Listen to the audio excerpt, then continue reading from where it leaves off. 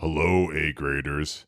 It is time. Oh! Hey everyone, welcome to A-Grade, the podcast where a college professor and a middle school teacher taste, review, and grade America's best coffee roasters, craft breweries, and more. We have new episodes every Monday morning at 7 a.m., and you can check out our bonus content by hopping on over to patreon.com/A-Grade podcast for behind-the-scenes pictures, videos, a full report card of every place we've ever visited. And again, that's over on patreon.com/A-Grade podcast for all of those awesome bonus goodies. There should be a link in the episode description wherever you're listening to this as well. So you can just click on that too if you're interested. My name, of course, is Joe, and I am joined, as always, of course, by... Hi, everybody. I'm Jackie. Now, if you're listening to this episode, it may be for a few different reasons. One reason may be because you love A-Grade. And if you love A-Grade, like we said, become a Patreon. It's a cool place for people to hang out. Absolutely. That's not true, but it does help if you support the podcast. Another reason is because you like Stranger Things. And of course, our 50th episode, I can't believe I'm saying that we've done 50 of these episodes, but we decided to do something a little bit different, a little bit fun, and do a grading review episode of Stranger Things. Because as it turns out, talking to people who listen to the podcast on social media or other platforms, they all seem pretty obsessed with Stranger Things, and we just binged it. So we have opinions, and we think we kind of know what's going on. And in fact, I'm going to go out on a limb and say, based upon my professorial writer's knowledge, I know how it's going to end. I'm almost positive. Ooh, yes. You have a pretty good theory. My theory's good, right? It's a really good theory. So, spoilers. Well, if you're here for coffee and craft beer, yes, that's normally what we do. But again, like we said, we're changing it up a little bit this week. But we'll be back to that next week, of course. But if you are into Stranger Things or just want something a little more fun this week in a different style from our normal insanity, this is the place for you. Yeah, absolutely. And we did spend some time making sure that we still follow a similar format. We have 4 grading categories that we are going to grade and rate the show on. And then we will come up with an overall podcast grade for Stranger Things. And we're going to be talking about probably the whole series. Yeah, so spoilers abound. If you haven't seen, if you're not caught up to, so I should say, because somebody might listen to this episode a year from now, this is as of the conclusion of season 4. There's supposed to be 5 seasons. Yes. But we just finished watching season 4. And so if you are planning or you're in currently the process of watching season 4 and you're not finished yet, click off, go to one of our other awesome coffee, beer reviews, enjoy that until you catch up on Stranger Things. Or if you think you might be interested in watching the show, I would advise that you do that too, because it's pretty entertaining. There will be spoilers. I'm going to spoil everything. We are going to talk about everything, including the very last episode and our future predictions. So make sure if you have not watched the show and you plan on watching it, that you save this episode for a later date. Yeah, and you probably know if you are a fan, I was trying to sound like Vecna in the very beginning. In the intro. It was pretty good. I'm going to add a voice changer to it and see how it comes out. Ooh. Because they definitely do for that actor, so yes. Whatever. I did get a little scared at the beginning when we started recording, so I think you succeeded. I am intimidating in how good I am at podcasting. Yeah. And spoiler alert again, Vecna is a pretty cool villain in my opinion. Yeah, let's get into it. Yes. Well, first of all, what are the grading rubric categories for this week? Because we kind of we didn't go back and forth. I don't think we were arguing so much as discussing, because we said, wait a minute, we have a great rubric for coffee, going to a coffee roaster and reviewing a coffee roaster. We have a great rubric that's very similar for grading a craft brewery, but how do we not necessarily apply, but just kind of translate that into grading a television show? Yeah. But we were on a similar page, I Yes. think. Yeah. So what did we come up with? So we put on our film critic hats, which is very new to us, but I kind of like it. Yeah. Where is it? We're film critics. Yeah, but I want an actual It's hat. coming in the mail. It got delayed on Amazon. Okay. Is it a it's a Patreon only exclusive? Yes. That's not true. That's not true. Don't expect that if you sign up. So Maybe one day. Maybe one day. So our first category for reviewing Stranger Things is writing. The writing category will encompass basically the script, right? The execution, the plot, the themes, the character development, all of that will come into writing. Pretty hefty category, in my opinion. Yes, which is why we decided we're going to start with it, because it kind of sets the stage for everything else. Mm-hmm. Our second category will be acting. This will encompass the casting and who they decided to cast and how well we believe the actors to be who they're acting and how good of a job we think they did. Sure. Sounds good. I Our agree. next category will be set and sound. Yeah, so that includes sort of, I guess, the aesthetics, right? Like not just the stage design, but the sort of settings that they film in, I guess, and as well as I think there's Costumes? costumes, Makeup? I think CGI. CGI. All those other sort of details that do add to the atmosphere, overall, the ambiance, the mood of the show. Right. And then we're going to kind of round it all up and talk about our fourth category, music. Yeah, which I think is actually a really important category that it does deserve to be on its own. So I'm glad that we're including it as a fourth category. And it is interesting because I think Stranger Things is specifically really thoughtful about their music selection. So I'm glad we put this in here, but I think every TV show should be. And this is just a really interesting example. Yeah, I mean, if it's good, it definitely makes a difference. So, well, anyways, let's dive into it. Yeah. So I'm going to say that since you are a professor of writing in general, Yes, yes, I am quite the writer. I am going to put you on the spot and have you start us off with what do you think about the writing category for Stranger Things? Well, I mean, obviously, I could do a better job. I mean, it's okay, but You're throwing shade at the Duffer Brothers right now. Anybody who watches the show, I mean, obviously, I could just take it to the next level. So if you are listening, Duffer Brothers, I am for hire for season 5. I'm just throwing it out That's there. the real reason we're doing this podcast. I'm busy with the podcast, but I'm willing to help out a cause. And they could use the help. So if they are looking, I could be persuaded for a few dollars. Oh. Yeah. So, you know where to reach me. You'll find me if you're interested. So what do you think so far about the writing? So here's the thing. I kind of want to boil this down to basics because the thing about analyzing a show like this, honestly, is that there's so many different directions to go in. Like you could go through a show. I mean, you could go through an episode of this show and spend hours doing a podcast episode. So it's really difficult to really give an assessment where you go through everything. And so I think what you have to do is, as somebody who's watching it and observing it and feeling it and then analyzing it, you have to sort of synthesize down the sort of overall assessment and point to specifics that stand out to you that represent your overall assessment. And so that's all a fancy-ish way of saying that I think the writing overall is really good. We've talked about this before, how just in watching the show and talking about it, discussing it sort of casually, after we watch episodes, whatever, I feel as if the writing overall is really good, but there's sort of meta plot, which is are kind of the larger scale sort of arcs of the show in terms of what's going on a larger scale that are often kind of unbelievable to me, right? I've talked about this, how the idea of Russians, of Soviets in the 1980s infiltrating rural Indiana and building particle dimension drilling devices In a mall. under a mall is so utterly absurd.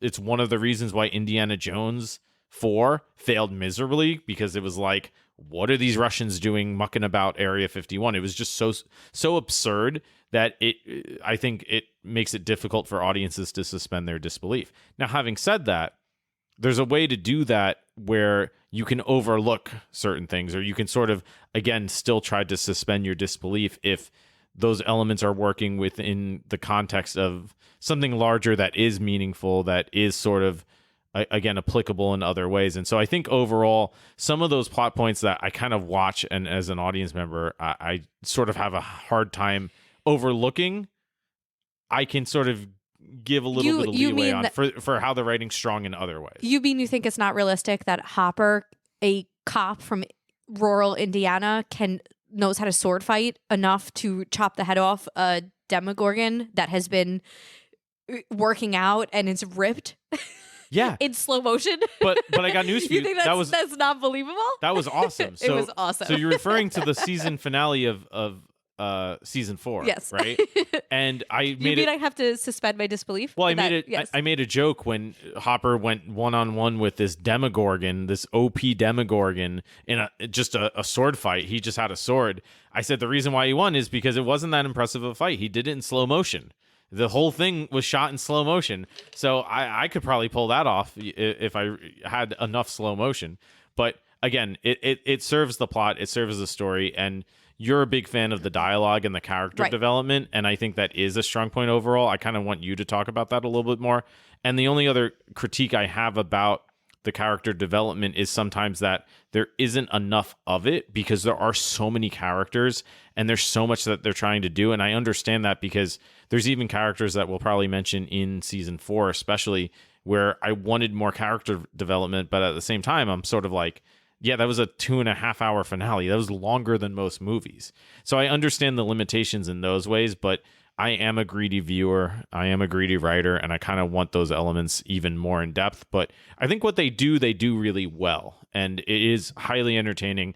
And some of the writing is outstanding as well. But what are your thoughts overall? I think what you were saying before, what I feel about the character development is the fact that they take these characters and they make them so relatable. Each character has a specific arc or a specific thing that they are working for, whether it's 11 trying to figure out where she belongs, 11 trying to figure out if she's a monster or if she's a superhero. Even some of the romance drama between Nancy, Jonathan, and Steve, the plot points are so encompassed with character development that sometimes I feel like I can very easily overlook some of the things that are not quite as believable because it's so character driven. And you have different characters that will sometimes go meta and say funny things that the audience might be thinking. There's characters that will do allusions to Dungeons and Dragons, there's some parts that remind me of Jurassic Park. There's some parts that remind me of Star Wars. The writing, in my opinion, feels really smart and deliberate. And when they know that they are making a stretch for something that's unbelievable, they kind of make a joke about it. Yeah, I've kind of accepted at this point that it's basically an alternate universe. Right. Because we got to the end of season, because I kept saying, oh, I don't remember reading about this in my history textbook, because it comes from the premise that MK Ultra, for example, it's not even a conspiracy. We kind of know that obviously the government was doing stuff like this and probably other stuff that we don't even know about. That's the premise. That's why it's believable.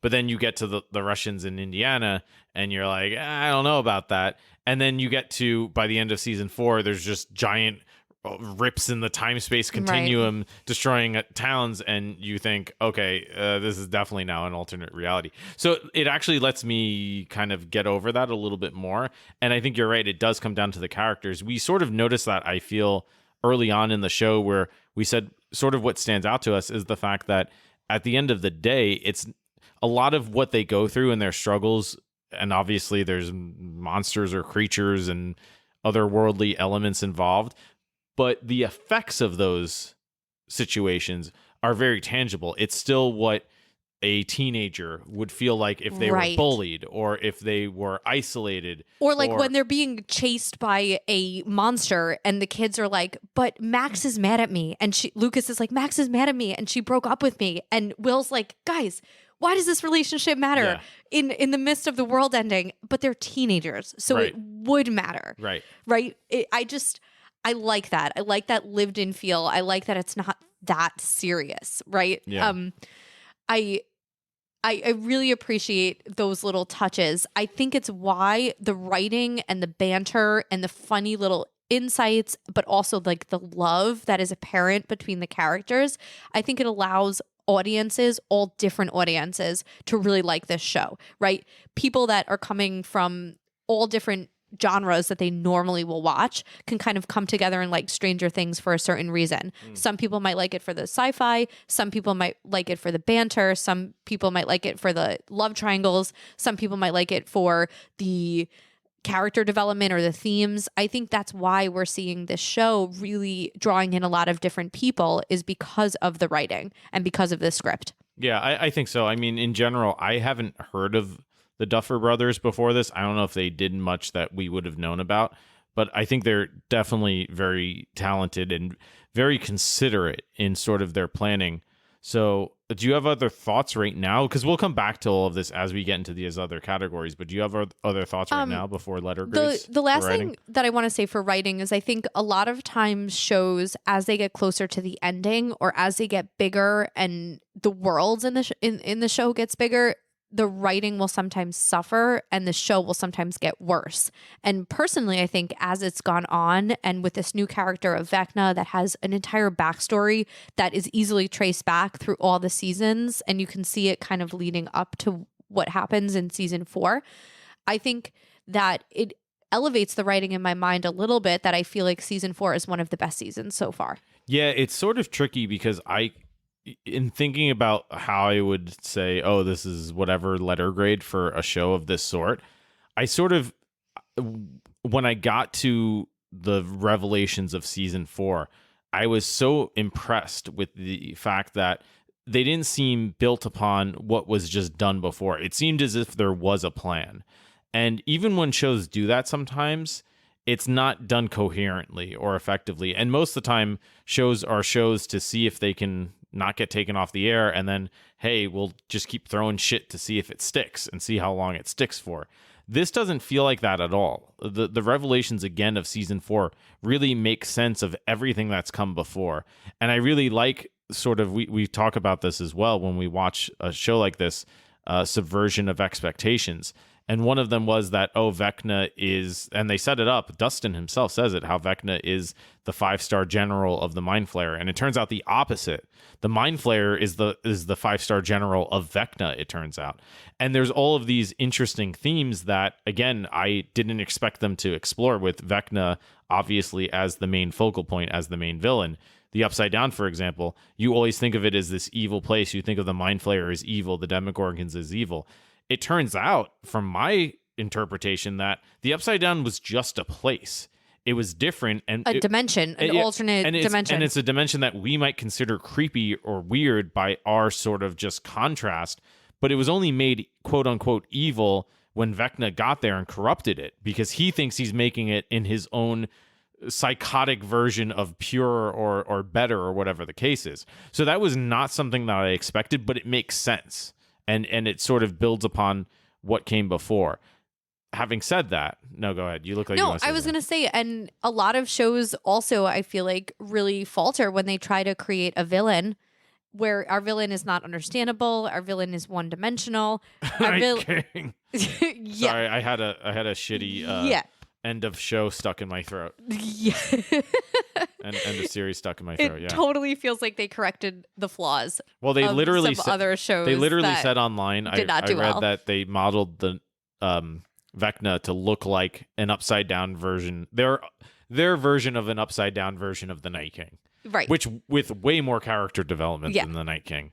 Which again, that's a whole other thing. Maybe we'll do an episode on that one day. But anyways, so my only other criticism or critique rather would be that it does feel as if sometimes there's so much. It almost feels as if, like, I don't know, the show could use another episode or two every season, because even little things like, we were talking about this earlier, how in season 1 it seemed as if the Demogorgons, or the Demogorgon, there was one, right, originally, in season 1, would eat people, and that would teleport them to the Upside Down, and then it would try to eat them there.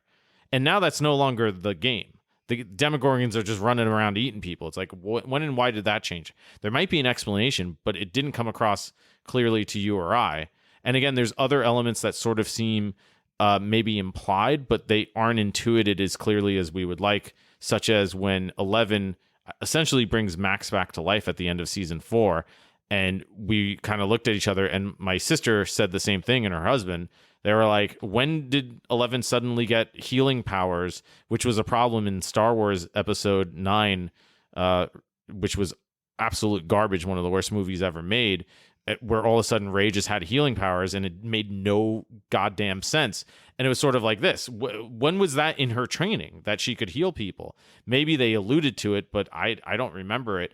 And we sort of said, well, wait a minute. If she can, like, break people's neck by a twitch of her own neck, or just looking at them or holding her hand like Vecna break bones, why couldn't she pulsate a heart to start again, to resuscitate? But we had to figure that out. That was not. If there had been an allusion to that, a reference to that earlier, we would have said, oh, okay, this is part of the game plan. She like can maybe do she that. did that to an animal, or An she animal did or that something. in Yeah, right. some capacity Right. in the past. Yeah. Maybe she tries to do it for some of the kids Yeah. in the massacre at Yes. the lab. Or just other characters who I would like to have seen explored more. We talked about that with Eddie. Eddie. How Eddie, I thought, was a really interesting character, but there's so much there that I would have wanted more of. His arc makes sense because he is somebody who talks about how he always runs away, and he very clearly states this, and he eventually stops running away and sacrifices himself for the cause.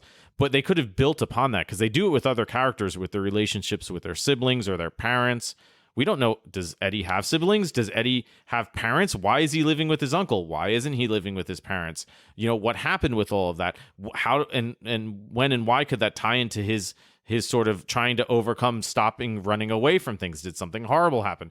There's like 10 questions right there that any of them could have been asked, if not several of them, that would have made his whole journey, his whole trajectory, I think, even more interesting. And there's other characters too, where Steve Harrington, where are his parents? We get these other people and those relationships, and I get that's maybe a limitation of the space and time they have to work with, which makes a lot of sense, but it is something that I get greedy for.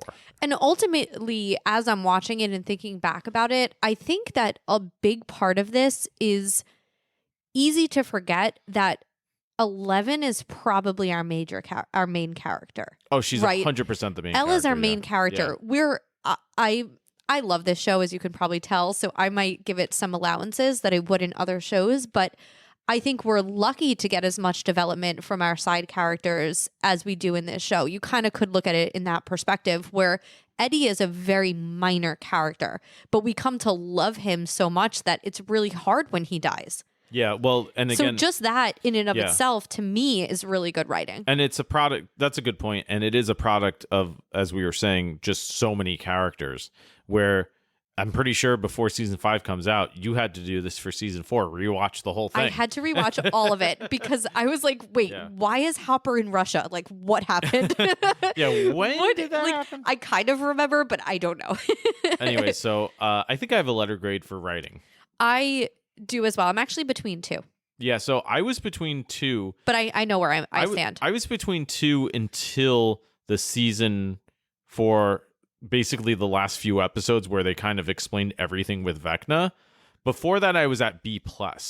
Now that they've done all of that, and I'm so happy with the fact that there is amazing. Is a clear plan, and despite everything I've said where I would like more and I'm getting greedy doesn't mean it's not good. Greedy means I'm a Think greedy about person. some of the lines. I feel like there were some lines that kind of take your breath away, or you're at the edge of your seat. When we were watching the season finale, I watched the season finale's intense. It's intense. I watched it with like 4 other people, and at one point I looked over, and all 4 of us were either hands to our face or sitting literally at the edge of our seat, like crying. So I'm gonna go A- for writing. Wonderful. For all of the reasons I said. I think it's really great. It's really entertaining. It's really insightful. There's so many interesting character arcs. So many good themes. Yeah. But what do you think for writing? What do you think? Before you even said it, I had already locked in mine as A-.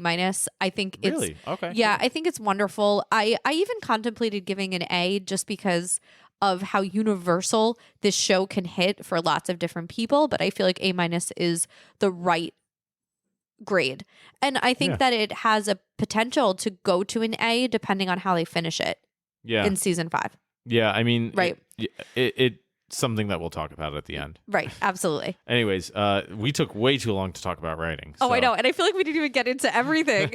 Well, yeah. So let's try to breeze through. I don't think the other categories are that important. No. I mean, granted, I'm a writer and I'm a writing professor, so I kind of what was the movie Deadpool? In the opening credits when it says like it, because it just has like made up things for people and it says writers and just says the true heroes, and it's like, yeah, because they wrote it. Right. But what do you think for acting? So for acting, I'll start us off. I think acting gets tricky because when the show started, the actors that they cast for the roles were the appropriate age. And then as they get older in real life, but not older in the show at the same pace, right? Like they're older in real life than now they're playing on the show. That gets a little bit hairy, a little bit tricky for me. There's a lot of 80s hair, yeah. Yeah. Right. Especially when they introduce Eddie. We were saying, is this the reason that mullets are now back in fashion? Is it because of this show? 100%, I mean, yeah. Steve Harrington could really rock a mullet, and He doesn't have a mullet. Eddie has a mullet. Maybe in Billy season, has a mullet. Well, Steve Harrington has a little mullet. He just has beautiful hair. Maybe that's what it is. You're just starstruck. There's a difference. But I think that overall, to be honest with you, when I'm thinking about casting, I'm thinking that I can't imagine really anybody else playing the parts of the people that are playing them. Interesting. So I think that's a really cool thing. I think Will at the beginning in season 1 and 2, when he's basically being possessed by the mind flayer, Will is just great at being possessed. incredible. Yeah. I think he likes it cold. Oh my God. Like his exactly. I think the actor that they picked to play 1/Henry/Vecna is incredible. Eleven's incredible. Eleven's great, yeah. In Joyce and Hopper are perfect. I think the casting is really, really spot on. I mean, there's a couple of times where you're watching a scene like maybe between Mike and Will or Mike and Elle, and you're like, do I believe this? Or is it really cheesy? I'm not sure. Yeah, I know There's what a you mean. couple of moments where I'm like, it could be a little better, but overall, I like it. I feel as if they got better too, which makes sense because they started out as kid actors. Yeah, they were cute too. Well, and there's a lot of good acting, but I mean, even thinking about season 4, if you go to, if I think back to the first couple of seasons, I thought Lucas, or the actor, I don't even know his name, the actor who plays Lucas, I didn't think he was a very good actor in the first couple of seasons. It felt a little mechanical to me, but by season 4, I thought, this guy is crushing it. I think the last episode of season 4, Lucas just knocks it out of the park. The scenes with him and Max, and the kid that was trying to basically kill them. Yeah, the Proud Boys. Yeah. Like, it's unbelievable. Right. How good he is. How really much better good. he got. Yeah. Erica's perfect for her role. Erica's great. Dustin and Steve. How about the interactions between the characters? Yeah, Dustin and Steve, the different teaming up of characters, Murray and Joyce and Enzo and Hopper. What was with that one scene with Eddie and Dustin where it looked like they were going to kiss? What was that about? Yeah.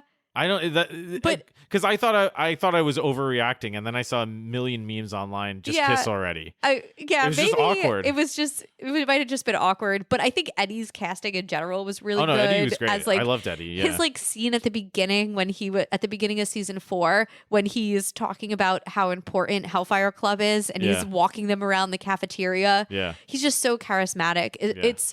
I think the casting is really thoughtful. Down to the part that they cast someone from Lord of the Rings to be Bob Newby. I mean, or Winona Ryder, who is that era. Yeah, it seems very smart. I think the Duffer Brothers are really, really smart. Yeah. So what are you going to give for acting for grade? I'm going to go the same, A-. Yeah, I agree. I think A- is reasonable. Yeah, I was torn between B+ and A-. I mean, I had a writing professor when I was in college. He was actually, I took playwriting, and one of the best professors I ever had. He was one of those professors who was like 90 years old. I don't know if he was 90 years old, but he had the presence of a very just experienced, knowledgeable person. He just held himself in a certain way. He always wore a shirt and tie with the professor coat. And he told us, never, if you write a play, never involve food in the play and never cast children. And of course we asked why, and he said because you don't have the money or the patience for either, basically. Yeah. And so that's all to say that those are more difficult parameters maybe to deal with in certain circumstances. So yeah, I think that's fair grade. I don't disagree with that. Yeah, I think it's great. Yeah, actually I agree with it. So there you go. We're spot on so far. A- across the board. So what's the next category? The next one is sound and set. Sound and set. Set and sound. Set and sound. Sit and sound and set. I like these categories. This is this is like aesthetics. Along. It's like design and all of that sort of stuff. CGI, makeup, costume. Yeah, so I love shows that are, or movies or books or whatever that are set in certain eras that it's done well. And I think this is done really well overall. I mean, I don't remember the 80s because I was barely around in them consciously, but I remember a lot of stuff from the 80s. So like I grew up with a Super Nintendo. I grew up with cassette tapes. I remember these things. So it's really cool to always see stuff like that I remember from when I was a really, really young child. And you know it from other movies and other TV. So there are things that you know to recognize. And overall, I think they nailed the look. I think they really crush all of that. I think they also do a fantastic job overall with balancing CGI with makeup and Yes. and that sort of aesthetic too. You see it when there's this great, what is it, TikTok or something going around? Yeah, I'm sure everybody that's listening has seen it, the one with Vecna. Yeah, where right. it shows him how many hours does he spend putting on his, and he's drinking his coffee. Yeah, his he's makeup talking and his on costume. the phone. And there's CGI applied on him because he's got vine tentacle, whatever, veins or whatever. But even then, he still has this prosthetic as a base. Yes. And that's why he looks so terrifying, because so much of it is real. Yes. And it's the actor and it's himself. the same It's actor. the same guy. Yeah. Yes. It's so good. So I really love all of that. I'm trying to think if there's anything that stands out to me as a criticism in terms of those types of aesthetics. Don't you feel like every detail was really, really thought out as well? The houses, the political signs on the houses. Oh yeah, like I love Mike. Reagan. Mike and Nancy's dad. We call him Dud. I Right. think his name is Ted, but we call him Dud. Yes. You know who we're talking about, obviously. And he's just the quintessential 80s Republican Reaganite, Yeah. where when the FBI comes, he says, "We're all patriots in this house," and salutes. Yeah. He's just like so perfect for that era. He fits in so well. And really, even the scenes that are more sci-fi than that, where Elle is closing the gate to the upside down, or she's flipping the helicopter, it's almost just like you said, a perfect blending of CGI where it's really realistic looking, where you're like, oh crap, like I'm actually watching this happen. It sucks you right into that time period, to the tension, to the drama. I liked it. Yeah, and there's lots of other things too from sort of a stylistic perspective. Season 4 in particular, it was really cool because I said this to a friend of ours who's Russian because I wanted to know what she thought, and the fact that there were so many scenes where they would go from the Upside Down and transition into Russia with the Russian snow, like the Upside Down has the dust ash flakes or whatever. And I pointed out that Hopper was in Russia, which is like the Upside Down of the USA. And she was like, whoa. Or even the touches with them actually speaking realistic Russian. Which she said was And really good. Yeah, She they're said in playing particular- Duroc, which she- is a yeah, game. card game. Yeah, a card game. Yeah, like just those details are so spot Right. on. But she made a good point. She said that Murray's Russian was what you would expect an American to speak as somebody who learned Russian, but it got much better by season 4, which makes sense because he's obviously infiltrating Right. Russia. Murray also is OP. He's like the MVP Such a in good some ways of character. season. By Yeah. season 4, he's basically a super The agent. karate. Yeah, he's a karate flame-throwing demogorg slaying Russian translator. When with the fire, he's like wielding fire to kill Yeah. the demodogs. Yeah, shout out What? to Murray. Yeah. Crushed it. But what were we talking about? Set and sound. Set and sound. I also love the how the subtitles really represent some of the sounds. So my favorite Squelching? one is squelching, wet Yeah. squelching, distant squelching, nearby squelching, Synth music. fading squelching. Yeah, they'll say like ominous or melodramatic synth music rises. And then it's like happy synth Yeah. music rises. Yeah. It's really great. Yeah, so overall, I think that's great. So I don't know what to grade in terms of sound and set overall. Like, what else would I be looking for? I feel like for me, it's an A. I can't imagine it being better than this. Yeah, I don't know. I mean, when The look in the hospital compared Yeah. to the look everywhere else, you immediately know where you are, whether you're in Hawkins or whether you're in a desert or whether you're in the lab, whether you're in Russia. Like each of the sets, as the world gets bigger, get better and better. And I can't wait to see what it's going to look like when the Upside Down takes over everything. or will it? Or will it? Or will it? Yeah, whatever. A. I don't know. I'm an A. I don't know what else to say about sound and set. So what do you think for music? Our last category, music. Listen, what more can you say about music besides the fact that Running Up the Hill by Kate Bush became #1 on Spotify after not having been heard since the 80s. Like, they created a top hit, #1 in the USA after it not being on any charts. Could you imagine if instead of picking,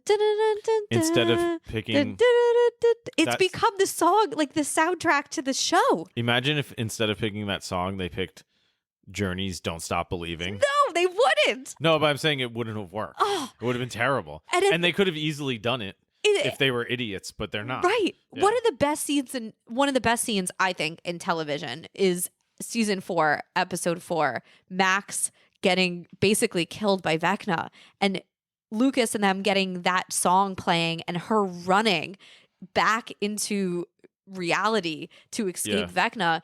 And that song all of a sudden just blew up, and all you have to do is sing that song and people know you're talking about Stranger Things. When the music can transcend the show and become its own entity, like that people are listening to, I think that's profound. Yeah. And I think the music is maybe one of the best things about this show. It comes at every time. The only other thing I'll say about the music, because I'm a big movie, show, TV, whatever score, video game scores. I love music for those genres because it really adds to the stories oftentimes. So I've heard a lot of music in these contexts, or at least I feel like I have. And the only, if I can call it a criticism or a critique, is that I feel as if the original scoring, like, so not music that they take from other sources, or which I think they select really well, as we were saying, but originally or orchestrated music that they make just for the show is really good, but it doesn't blow me away. What about the theme, the Stranger Things theme song? I think it's great. That comes on the credits. Yeah, it's all very good. I think it's, or the music that plays when Will all of a sudden at the end feels the mind flayer again. It's really and his good. Skin crawls. But I've watched so many movies and seen so many shows where I'm just moved by. I'm like what? Like what? I'm like a big John Williams guy, for example. Okay. You know what I mean? It's not John Williams orchestrating this, as far as I can tell. Can't think of any show that has done better with music than this. I don't know. Game of Thrones is really good. Yeah, but the original scores are pretty wild. They are. They're pretty great. I love Game of Thrones, and I hate the show. I love the music. The music's way better than the show. They didn't nail it in the final seasons. Like this music. Okay, here's the other thing. Music is such an important part of keeping the characters in our show rooted in the real world instead of getting sucked into the Upsidedown. In the season 2 or whatever, when Will is being possessed by the mind flayer, Jonathan is playing music to get his brother to come back to him. In this season, Victor Creel Sr. is able to live because he hears music playing. Yeah. Max is able... the music is not just a soundtrack in the background. It's an integral part of what allows them to survive. Like, you can tell that the music is really important, and that transcends, in my opinion, what Game of Thrones does, which has a really good score. Of course, like, I'd probably give it an A for the score for Game of Thrones, but I think it hasn't infiltrated the plot in the way that the music of Stranger Things has. Well, Stranger Things has the ability to have that cultural connection. Right. Yeah, which is something that you should do if you have the ability to, certainly. But okay. What are you going to give for a letter grade? I disagree entirely. I will stand strong by it, and I want to know what our listeners think. You gotta listen to other music, but I'm gonna go A-. Well, they couldn't. Oh, you're still giving a good grade. Yeah, no, okay. That's my point. I think it's great. Yeah. I'm just saying, if you just took the originally written music for the show and you put it up against originally written music for all sorts of other media, I don't think it's as good as some of it.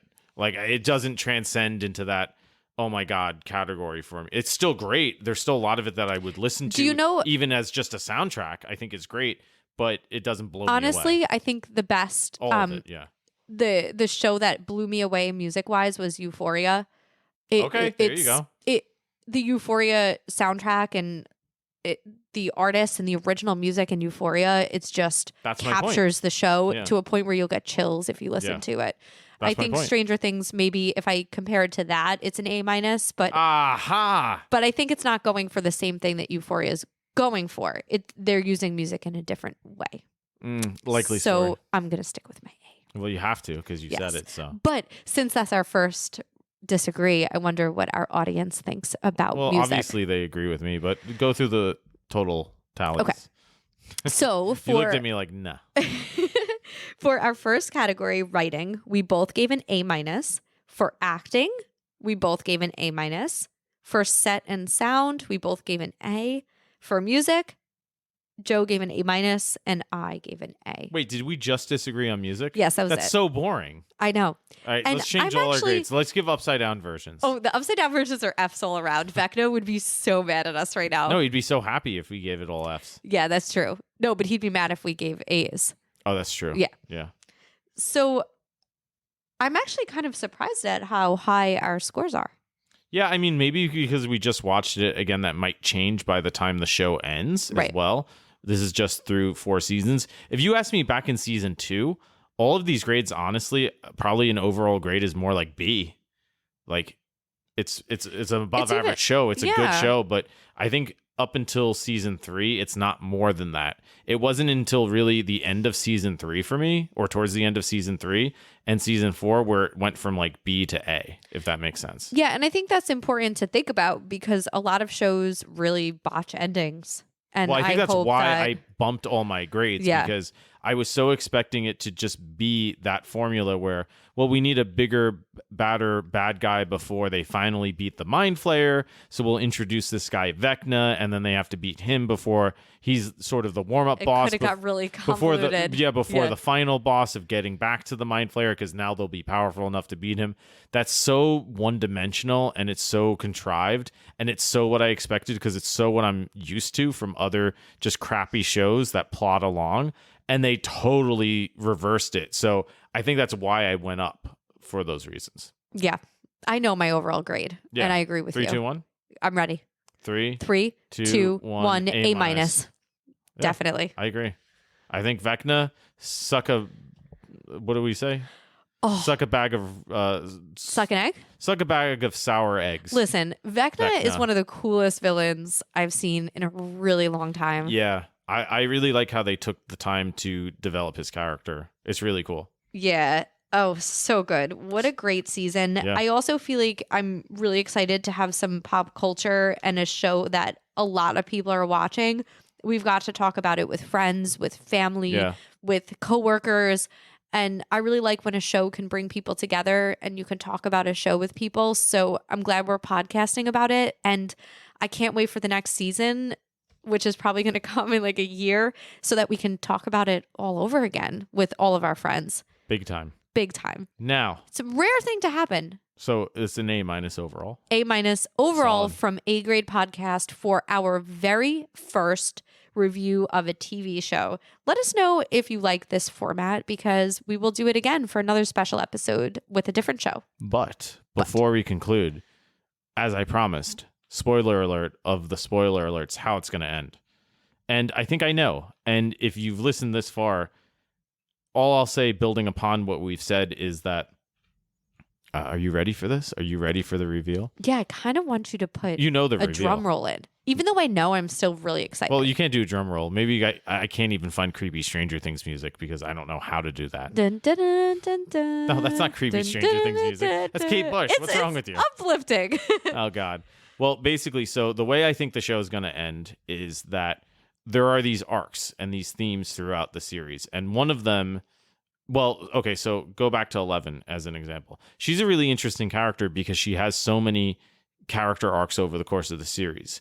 We've talked about this as well, how season 2, her arc is trying to find out where her home is. Is it in Chicago with the C-list Suicide Squad? Is it back home in Hawkins with Fat Hopper? Is it somewhere else? Is it in the lab with Brenner?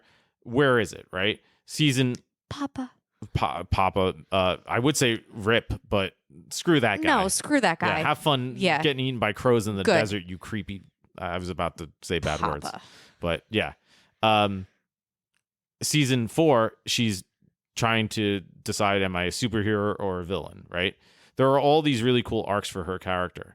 There are also arcs within the series itself. So, for example, there's this theme of sacrifice where so many characters end up sacrificing or trying to sacrifice themselves. Hopper tries to sacrifice himself at the end of season 3. Billy sacrifices himself. Eddie sacrifices himself. It's a very common theme that lots of characters have had to go up against. 11 has sort of been in those situations, but I feel as if it's going to come to a head in season 5, where she's going to be in a situation where she has to sacrifice herself to defeat one and close the Upsidedown for good, which makes sense to me because if you think about it from a logistical perspective, is she really going to do all of that and then go have a picnic lunch with them in the park in Hawkins happily ever after? Having watched the show, the Duffer Brothers aren't going to do that. And if they are, it's going to have to get there a different way, which is how I think they're going to do it. So what I think is going to happen is, I think pretty early on in season 5, they're going to introduce this concept because I've seen it in a couple other shows before, or situations in literature and media before, where they're going to make it clear that in order to do this, 11 has to sacrifice herself. It's Harry Potter in a nutshell, yeah, right? I mean, right. I know it's been done other than Harry Potter, but again, that's a really well-known example. Harry Potter has to sacrifice himself in order to finally defeat Voldemort because he is a Horcrux. He has to kill himself in order for Voldemort to die. Yeah, so I think that's what they're going to set up, the premise. And a lot of characters aren't going to accept it. They're going to say, no, we'll find another way. We'll find another way. And she's going to sort of go forward. I hope this is what happens. She's really going to sort of go forward knowing, well, I don't want to, but I have to. And then when it finally gets to the end, she's actually going to be saved by somebody like Mike. And Mike's going to sacrifice himself to save her. And the reason why I think that's going to happen is because unlike 11, who has had all of these arcs throughout the series, Mike doesn't really have one. His only arc has really been admitting to 11 that he loves her and how much he cares about her, and that he's worried that, she's better without him or she'll leave him. And Will is setting it up by saying, you're the heart, Mike. You're the heart. There's foreshadowing. His picture is basically Mike with a sword up against a dragon and defending and sacrificing himself for everybody else. And again, that would fit his character perfectly because he can finally prove to her how much he cares by sacrificing himself to finally give her the opportunity to live a normal life, which is what she really has wanted. She'll probably lose her powers. Which makes sense then. And live a normal life with Mike's sacrifice. Yes, I think that's what's going to happen. I hope that's what happens. It makes sense. It makes a lot of sense. It's the thing that makes the most sense based on what they've done already, as we were saying with these different themes. And I think it works well. So if that happens, I think it works well. I think that it's a really good ending. I think it rights a lot of the wrongs of different TV shows we've watched in the past. And I think the Duffer Brothers are thinking about that. The other question I want to ask you going forward is a lot of people predicted that Steve Harrington would die. There was a lot of foreshadowing that his character was going to die. Do you think he's going to make it through season 5? I think so. I thought between him and Eddie, one of them are going to die. And right. I lean towards Eddie because I said as a writer, when Eddie started talking about how he always runs away, he set himself up. He signed his death warrant. But I felt like Steve Harrington did too when he was talking about I always wanted to have the RV nuggets. With my 6 nuggets and you, Nancy. Like, I thought I think he is. You think what about Jonathan? I think either him or Jonathan's going to kick the bucket. And I think it might be Steve.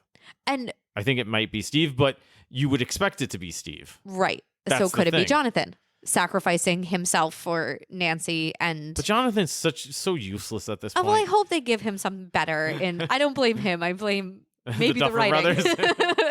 Okay. No, I want to ask you more questions. What? Okay. Okay. A lot of people also, I heard some thoughts, including my own, that Max probably should have died and that it was a little cheap that she didn't die. You think Max is going to make it? I think if she does, she's going to be different. She's going to be she's going to have some sort of powers because she's been in this realm, not in the Upside-Down, not in reality now.